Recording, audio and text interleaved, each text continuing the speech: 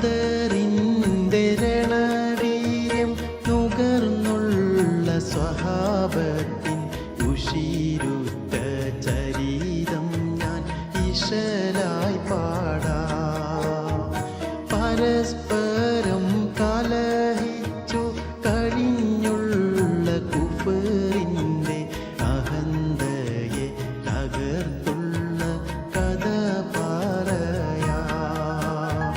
ബദറുഹ്ദിൻ കഥ കേട്ട് കരുത്തോടെ വളരണം. ഉശിരുള്ള മകനായി വളർന്നിടണം. ഉശിരുള്ള മകനായി വളർന്നിടണം. നിലാവിൻ്റെ നിറം കണ്ണിൽ തിളങ്ങുന്ന മണിമുത്തെ കിനാവ് കണ്ടുറങ്ങൂതി തിരീശപ്പൂവേ എൻ്റെ ഇശൽ കേട്ട് മയങ്ങ